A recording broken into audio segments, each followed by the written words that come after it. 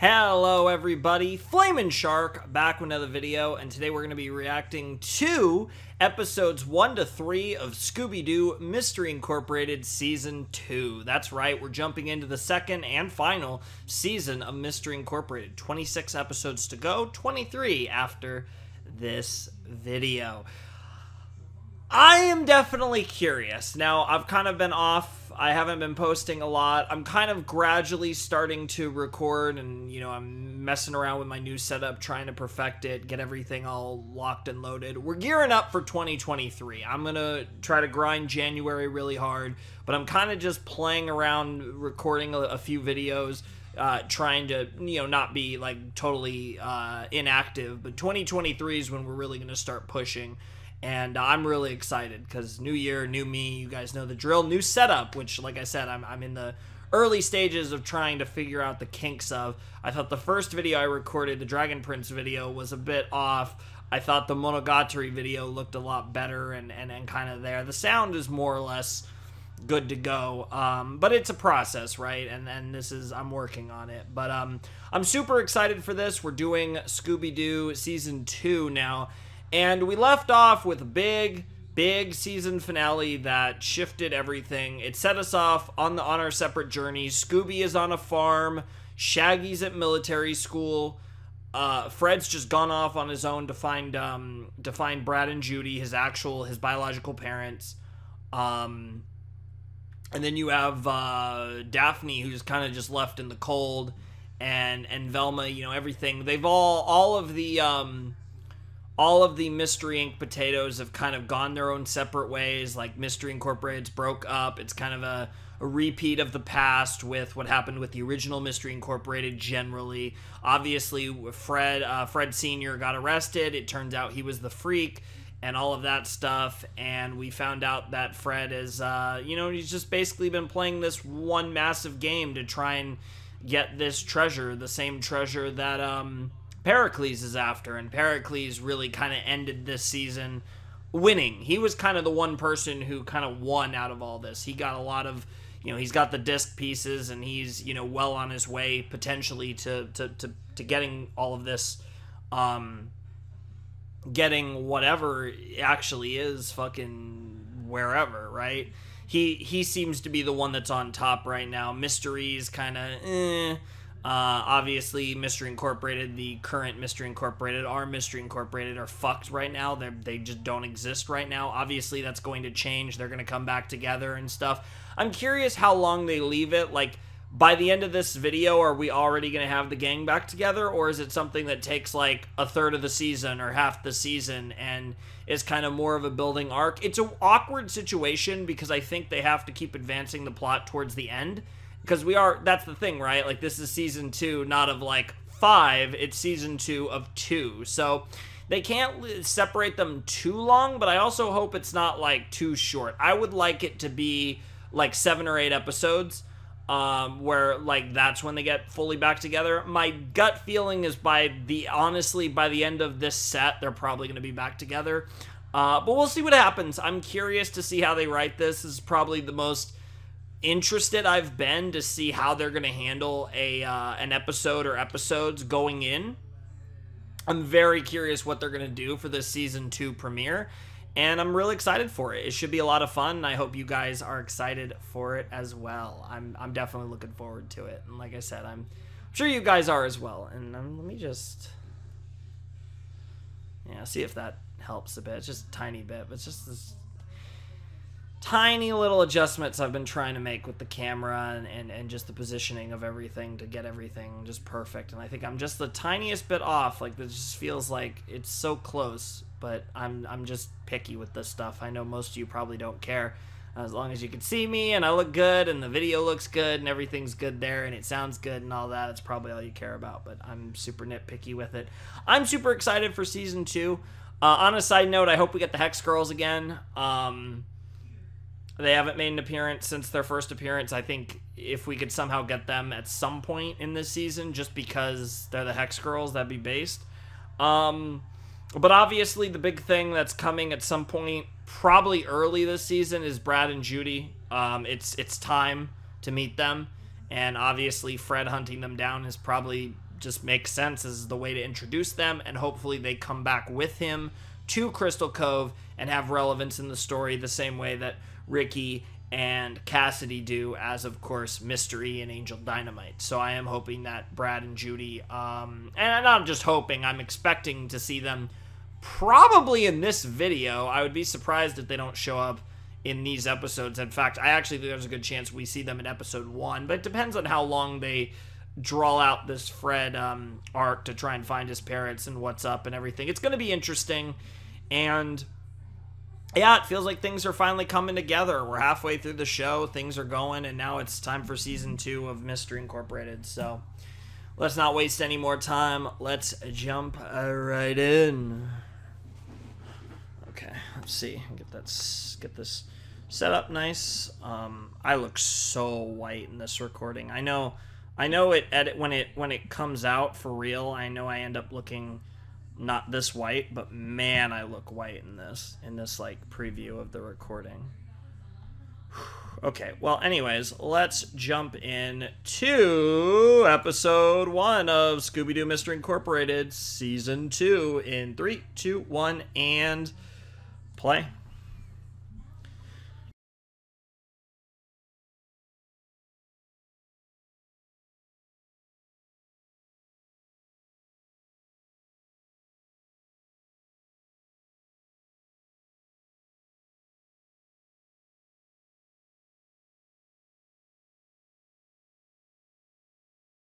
Okay, I can vibe with that for the first episode of the season. Normal theme, same theme, different theme. Yep. So no changes to the ED.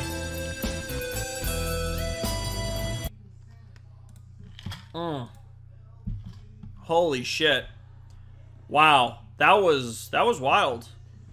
Okay. What a start. Oh my goodness, what a start, ladies and gentlemen, boys and girls. That was episode 1 of season 2 of Scooby-Doo Mystery Incorporated. That was crazy. That was, like, it played into a lot of the things I didn't want it to do. Like, I thought they brought the group back together so fast. And I get that we only have 1 season left, but I think if you're going to split them up, you gotta separate them longer. But I can at least appreciate that one member is holding out at least more than an episode. So we do have the gang back together with Velma, Fred, Shaggy, and Scooby, but we're still missing Daphne. She's the holdout, which, I mean, makes a lot of sense. I mean, when you really look at the Daphne-Fred dynamic in the first season, you know, it was basically all give, no take, right? From Daphne's end. And I'll take no give from Fred's end. And Fred has never really deserved Daphne. And, you know, we had some hints towards that relationship kind of developing in a healthier way, but it never really materialized the way it should have. And so we're left with this ship being in a state where they shouldn't be together. There's really no reason, that Velma and Fred, Daphne and Fred should be together based on what we saw. It was just a one-sided relationship where even though Fred clearly loved her, he wasn't able to emotionally be the person that Daphne needed him to be. And on the flip side, Daphne was just obsessed with him in a way that was very unhealthy for her. So regardless of whether that is an endgame ship in this show or not, their relationship was unhealthy. Just like Velma and Shaggy's relationship was unhealthy for different reasons, right? Like, I like the fact that they wrote these two flawed ships that really and wrote how because they were flawed, they failed. And that doesn't mean that necessarily one or both, like, by the end of the series, who knows? By the end of the series, Fred and Daphne might be together, Shaggy and Velma might even be together, even though I think that's less likely of the two. It's very possible we get to that point because of the acknowledgement of our flaws and the growth of our characters, right? And that's something that I can really appreciate about this show. I think one of the strong points of this show is it treats its characters like real characters that grow and change and evolve and have flaws and all that stuff. And that's probably one of the most enjoyable things about the show, because it's sometimes this show is just a Scooby-Doo show, and sometimes it tries to be more ambitious narratively, right?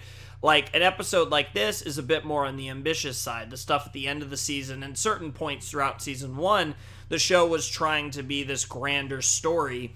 And while I don't think this show's trying to be super deep, it is trying to tell an overarching story, and it is trying to tell some distinct messages about the way that we interact with one another, the way that we interact with our friends, the way we interact with the ones we love, and it has made some interesting commentary on relationships, both with Velma and Shaggy and with Daphne and Fred. And so that's something that I've really enjoyed. I think those two ships and how they've been portrayed have been some of the best aspects of the show. And I think Daphne, again, I harken back to the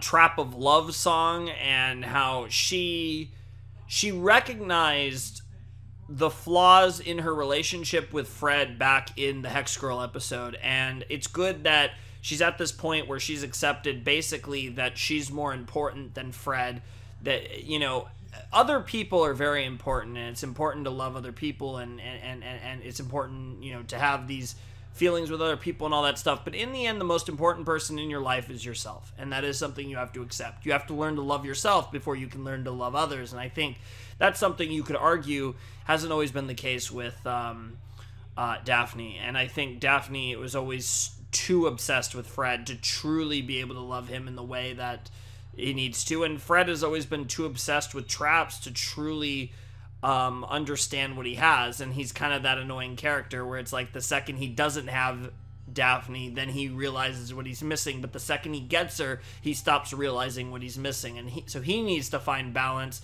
just like Daphne needs to find balance, whether or not it leads to the two of them being together or not. And now we're in this position where Daphne's with this Taylor Lautner clone, and for better or worse, he seems like someone who's pretty cool and has a dynamic with her that seems more healthy based on what we've seen. Like, yeah, they do the whole I'm a superstar type meme stuff, but he doesn't seem like a bad person from the way they've portrayed him in the show. So it obviously makes sense in that front. And it seems like Daphne's moved on, and it doesn't obsess over him the way she obsesses over Fred. So it seems like a more healthy dynamic, ironically enough. So I'm very curious to see where that goes. Obviously, Daphne, at some point, whether it's next episode, episode 3, or even further down the line, at some point she's going to join back up with the group. But I'm curious if it's something that's going to happen over the course of the next episode, if it's going to be a more elongated story. Like, I'm really curious how they're going to cover this, how they're going to deal with it. And, yeah, it should be interesting. I'm looking forward to it. That was an interesting first episode. The Crybaby thing was very fucking random, and not the type of thing that really feels like the threat that should be bringing them together, because it's just so absurd even by Scooby-Doo standards. But at the same time, it is being treated as a real threat, a threat on the level of the fact that we need everyone together to really figure this out, solve the mystery, and trap this potato. So regardless of that front, it's doing its job. I wish we had more time with them separated, but I don't know. I wouldn't say I have that much of an issue with the way that they've done what they've done. I just don't know from a pure overall narrative standpoint if they should have rushed into it this fast. But I also don't know, like, that's the thing. It's like, how comfortable are you writing the story for a little while with them separated? Clearly they weren't, or it wasn't something that they were able to do. Whatever the case may be, it doesn't really matter. We are where we are, and I'm curious to see how they win over Daphne, and whether that happens in the next episode or two, or whether that's something that goes on a lot longer. They're already setting the stage for more interconnected stories. They started with a Previously On, which I get it was the previous season, so that makes sense. But we even had a story that didn't resolve itself in the first episode, so we're already playing into episodes that lead into other episodes and stuff. So they're setting the stage for season 2 to be a lot less episodic and a lot more continuous, and more of that kind of like anime. You know, not all anime are like that, but a lot, you know, that storytelling style that you might see in like an anime more so than a cartoon. Even though there are some cartoons that obviously wouldn't fall under that umbrella anyways. But you got my point, a more continuous form of storytelling. Okay. All right.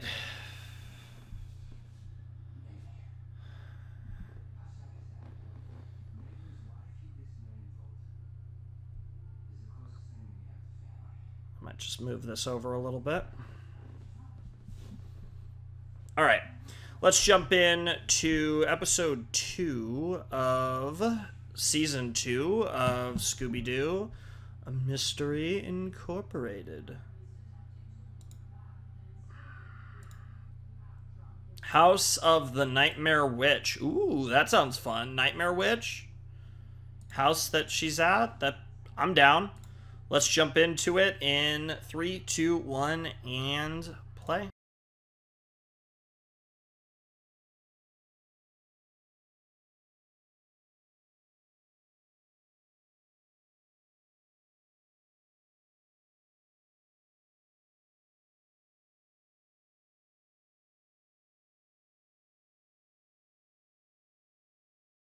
Whatever you say, Ricky, whatever you say. Over my dead fucking body. Christ. Okay, that happened. That happened. That was episode 2 of Mystery Incorporated Season 2. That was fucking sick. Let's just keep it how it is. I think that episode was better than the first one. It felt a little more... Like, the first one, it's the classic thing, right? Where it's like the first one tried to do, and this is a thing that happens a lot with the first episodes of series, and it's, you guys have seen me sometimes in my reactions to certain shows complain about the first episode of series. I talked about this with Amphibia, for example. I'm not a big fan of the first episode of Amphibia. I think it's, or is it the Owl House? No, Owl House. Holy shit, I actually mixed them up for a second. That's really funny. The first episode of The Owl House felt like it was trying to do too much and set up too many things at once, when I feel like you can just set that up over the course of 2 episodes. You don't need to set up your entire story in the pilot episode and set up everything up. I feel like that was somewhat the problem with Season 2, Episode 1 of Scooby-Doo Mystery Incorporated. Like, it was good. It was very interesting. But I feel like they just rushed into it a little too fast. And I get the fact that I'm not going to get it as slow as I want it, but even just turning 1 episode into 2 episodes, right? And just having a little more patience with that. Whatever the case may be, I feel like episode 2, we did add a little bit more. So they didn't really, I guess, give us everything, even though I still think they gave us a little too much in episode 1. But episode 2 gave us just the right amount of intrigue, I think, to just further make this story even more spicy. I think the addition, the reveals that we got, which was basically Velma's working for Mystery, Hot Dog Water's working for Mystery, Hot Dog Water is now a part of Mystery Incorporated, and Mystery is kind of like, Velma's not really on our side, is she? And kind of being sus. I mean, Hot Dog Water. So we have Velma, who's trying to play double agent, Mystery, who sees through it, and Hot Dog Water being Mystery's more loyal agent. That's kind of like just in this position. There's a lot going on here. There's a lot of double crossing. There's a lot of betrayals. There's a lot of really spicy stuff that could happen. And the thing is, with a show like this, you kind of have to assume there's going to be a happy ending and it's going to work out for all the Mystery Incorporated characters. But if we assume there's even a small chance that's not true, at least the fact that, like, everything works out for all of them, the fact that we are getting closer and closer to the end of the series lends more possibilities for insane shit to happen, just because it'll be the end of the series and, like, it doesn't affect anything in the long term. So things could get really crazy, and there's a lot of interesting stuff. And obviously with a character like Marcy, like Hot Dog Water, being the fact that she's like essentially an OC, she's not one of the classic Scooby-Doo characters, it gives them, obviously anything could happen with her. And same goes for Mystery, same goes for Pericles. You know, outside of the main 5, right? So Velma, Daphne, Fred, Shaggy, and Scooby, like, anything can pretty much happen with any of the other characters. It's pretty wide open, and that's one of the interesting things about the story. Unfortunately, given the nature of the story, you kind of have to expect everything's going to go well for the 5 main potatoes: Velma, Daphne, Shaggy, Scooby, and Fred. You never know. I mean, nothing's impossible. There's always a chance that they swerve us on that front, but I definitely expect things are going to go well for all of them. But you never know. Whatever the case may be, it should be really good. I'm really excited to see where this goes. And that was a great episode. And the dynamic with Hot Dog Water and Velma and Mystery adds a whole nother layer to everything. I like the fact that Velma was very quick to be like, hey, I really am not, like, I am with you guys, like, everything's good. And I do believe her, but it's just one of those things where this show is really trying to get across you can't trust anyone, you know, who to trust, and like the different layers, the different elements to all of this. And again, the very obvious comparison, and while I don't think this show necessarily is as good as Gravity Falls, it's the very obvious comparison. They have a lot of similarities, and, you know, the mystery elements, obviously, the way the story is evolving, there's a lot of things about Scooby-Doo Mystery Incorporated that feels like Gravity Falls. Now, again, Gravity Falls is one of my favorite cartoons of all time. I am really enjoying Scooby-Doo Mystery Incorporated. I don't see it being a Gravity Falls level show for me, but it is really fun. It's really good. It makes sense.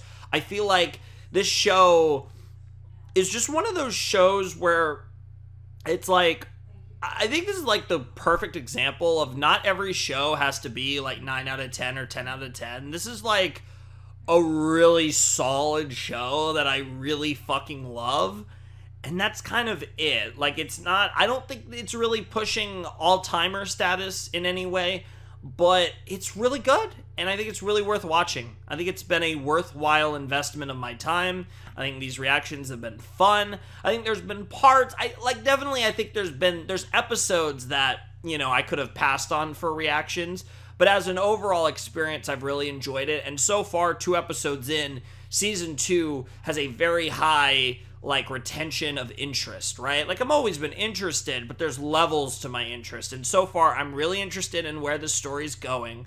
And as we get closer and closer to the end of the show, now that we're in the second half of the series, it feels like, even if we're not making huge steps towards the ending, it feels like so far every episode is moving in that direction. Whereas with season 1, there was a lot of episodes that were just episodes. And I think the show is good, but I don't think... Now, there were a few of those kind of random standalone episodes that were just awesome because they were just really well written or really, you know, really good storytelling. But the character writing in the show is really good and really consistent. But I don't think, like, from a comedy level, besides, like, certain jokes hit like crazy, but from an overall story perspective, outside of the grander narratives and, like, the more important episodes, I don't necessarily think, like, everything is perfect. I think there's definitely a lot of situations where certain episodes didn't need to go down the way they did and stuff, but I definitely feel like we're in a position where there's a lot of storytelling. I guess from episode to episode, to make the Gravity Falls comparison, right? I think episode to episode, that was just more entertaining, right? Almost every episode of Gravity Falls is super fun. I wouldn't necessarily go that far with this show. I think there's been episodes that have been kind of mid or good, you know, not super enjoyable. No bad episodes, I don't think, really, but I think the floor is higher with Gravity Falls, but I think the ceiling, I mean, Gravity Falls at its peak was unreal, but, you know, when we're in the really interesting stuff in this show, it's really fucking good. So I definitely am enjoying Scooby-Doo a lot, and it feels like the obvious comparison that I'm sure many of you have made, but the Gravity Falls comparison is very real with this show, and that's a huge compliment, even though I don't think I'm going to end up... I think by the end, I don't think I'm going to be putting this show on the same level as Gravity Falls. It has a lot of the Gravity Falls qualities and traits that made Gravity Falls so good and make this show really good too. I'm really excited to see what they do with Marcy. She's a cool character, and you know, maybe it's not surprising given who they got to voice her and the connection that she has with this franchise that this character is going to be more relevant than she originally seemed in season 1. I am very excited for this arc of her being this kind of tweener between Mr. E and Mystery Incorporated. And obviously Velma is kind of part of that as well. And I'm very curious. I think Hot Dog Water and Velma have a burgeoning relationship. I don't mean that in the ship sense, although I mean, it is Velma, so maybe. But it will be very interesting to see kind of where they go, because they have an interesting dynamic that I think will be expanded upon. And it seems like Marcy really likes Velma, and I think she's going to have trouble. I don't necessarily know, like, maybe over time she'll have a deeper bond with Mystery Incorporated, but I think more than anything, she really is just Team Velma. She's really in the tank for Velma at this point. And because of that, she might pick Mystery Incorporated over Mystery specifically because of Velma, where she has more loyalty to Velma than to Mr. E. We'll see what happens, though. I'm very curious how all that's going to go. There's a lot of interesting dynamics and things that could happen there. And there's so many other things, right? Because, like, Pericles is yet to show up. We have no idea what's up with him. We've discovered another planispheric disk. And things are moving along ever so closely towards whatever the fuck the end game is for this show, with the Spanish treasure, lost treasure, whatever that is going to be. I'm starting to have suspicions that it might have something to do with the Fountain of Youth. And it's just the time frame, the location, everything kind of lines up. Like, is this going to be like a Ponce de Leon thing? Because it's like, what would be so... Like, I don't know. It just feels like if this was a bunch of fucking money, like a bunch of gold and treasure, that doesn't feel valuable enough. It feels like we're building to something more interesting than just purely monetary, something that can't be quantified in money, given just the absolute lengths that Mystery and Pericles are going to. And do any of these people even know what they're going for? Are they just fucking idiots, right? Like, there's so much here, but I feel like whatever's at the end of this rainbow is probably either going to be some crazy curse, or it's going to be a treasure beyond monetary value. Whatever the case may be, it should be really interesting to see where they get with that. So, yeah, I'm really excited. We got one more episode left in this set. Very curious where we're going to leave off. So, yeah, well, let's jump into episode 3. I'm going to go get some water before that. Maybe eat some food, but probably just going to get some water and then have dinner after I finish recording Scooby-Doo. But I am going to cut here to get some water. And, yeah, let me see if I can just... Before I cut, though, I want to see if I can just... a tiny bit, just... I'll look better.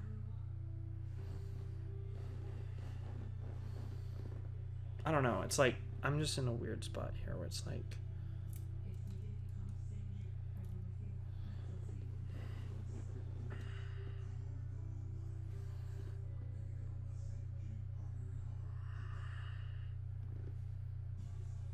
Yeah, I think that'll be good.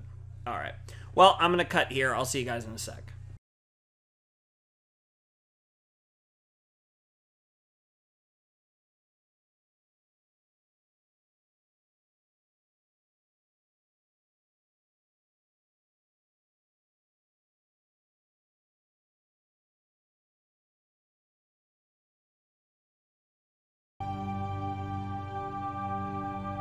Aww!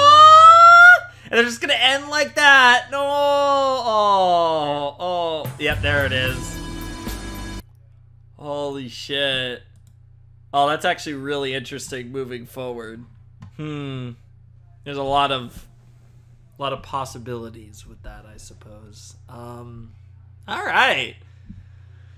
That's going to be a wrap on it. That was episode 3 of Scooby-Doo Mystery Incorporated. That finishes our first reaction to Season 2 of Scooby-Doo Mystery Incorporated. Our countdown is down to 23 more episodes left in the series, which is pretty wild that we're down to 23 episodes. I'm really excited to see what happens next. I thought this was, it was one of the best sets. Like, I have my issues with episode 1. I kind of expected something a bit like what we got, as far as things kind of going back to the status quo a little too fast. But I will say that I did really enjoy what they did anyways, right? Like, even though I wasn't the biggest fan of how they got to where they got to, right? I wasn't the biggest fan of how fast they got to these things. I think what's come out of it is really interesting. I love the hot dog water dynamic. I love how she's going to be a really relevant character moving forward, and in the role she gets to play as kind of the odd wheel out that has to pick between Velma and Mystery Incorporated and her loyalty to Mr. E. I really like that dynamic. Obviously, Velma herself is somewhat in that, but the difference is you kind of know with Velma that in the end, she's going to side with Mystery Incorporated, whereas Marcy is kind of more in this spot where, because she's like an OC, for lack of a better term, to the grand Scooby-Doo universe, she's an original character for this show, she could lean either way, and that's really interesting. So I'm very excited to see what they do with her, and I'm just really looking forward to where it goes. It should be a lot of fun. I'm really excited for that. I think that right now that's kind of where a lot of my intrigue goes. But of course, we still have getting all the planispheric discs, Mr. E mentioning, betting every life in Crystal Cove. Like, what the fuck could this thing be that would threaten the life of everyone in town? Like, what the fuck is Pericles gonna do? Like, where is this going? Like, the teases of the end game are really interesting, and I'm very curious to see where that goes, obviously. But there's a lot here, and it's really interesting, and I really enjoyed this episode. It was great to get back into the show. We had a little bit of a hiatus because, like I said, we just haven't really been posting much lately, and I'm kind of getting back into the rhythm. I'm trying to, essentially, right now, this is just we're kind of in, like, prep for 2023 mode, where I'm just trying to get everything kind of going a little bit, and then come 2023, then we're gonna start to hopefully go really hard in January and post a lot and very consistently. But right now, this will kind of be a soft thing. I'm probably gonna post this actually on Friday the 23rd. That's probably when this is gonna go up. I probably won't actually because I plan to only have actually one more Fate video this year, and that'll be on the 30th. So I don't plan to have a Fate video on the 23rd. So that'll probably be when this gets posted. But yeah, I'm definitely really enjoying Scooby-Doo Mystery Incorporated. I feel like we've hit that threshold, probably with the last video, but even more so now, just generally now that we're in season 2, it feels like a different show. The fact that we're getting a previously on every episode is so nice. It's just kind of confirming to us that, yeah, like, everything moving forward is part of a grand narrative, and there are connecting threads in every episode, which I absolutely adore. I'm so glad that we're at this point in the series now where we're doing a previously on every episode. It just feels right. And it just feels like the show is evolving and getting more and more interesting as we get into the second half. So I'm loving it. I thought that was great. Again, as far as the how quickly everyone came back together, I wasn't the biggest fan of that, but pretty much once they all got back together, I loved more or less everything they did in this set, so I can't really complain that much, because this was a great set of episodes. This essentially brought Mystery Incorporated fully back together in these 3 episodes, which is what it is. But with the addition of Marcy also kind of having a role in here, I'm curious what the OP will be next episode. It should be interesting on that front, and I'm definitely just excited to see what they do with this. We're in this weird position now with the show, and there's just so many elements. Obviously, Mystery trying to get Angel closer. He's just trying to get anyone and everyone he can close to Mystery Incorporated, whether it be Marcy, whether it be Cassidy. Mystery is just very important, very concerned with having people close to them, having people that he can rely on and all that. So it's an interesting situation there with Mystery in regards to Mystery Incorporated, and obviously so far no sighting of Pericles yet in season 2. Obviously we're going to get plenty of him as time progresses, but for the time being we don't have anything with him going on. I'm very curious to see where his sauce goes, but for the time being nothing with him. But very interesting stuff all around. I definitely enjoyed this set a lot, and I hope you guys enjoyed the reaction as well. I had a lot of fun with these episodes, and it's good to get back into the show and get into the second season and see where this story takes us, because, you know, we still have definitely still have a fair few videos left of Scooby-Doo Mystery Incorporated, but slowly but surely we are going to creep our way towards the end, especially if I really do start to get it cooking in January, and we start posting a lot more, and maybe even before that, you know, maybe even in this like last kind of week of the year or so, things start to heat up. But the goal is to really start cooking and posting a lot in January, so we'll see how it goes. But anyways, I think that's all I got to say for this video. If you want to support the channel, my Patreon is down below in the description, as is my Discord server. Ladies and gentlemen, boys and girls, those of you who have not yet decided, without any further ado, it is time for me to bid you adieu. The Flaming Shark signing out. Hope you guys have a wonderful, fantastical day, and I'll see you next time with another video. Thanks for watching. Peace.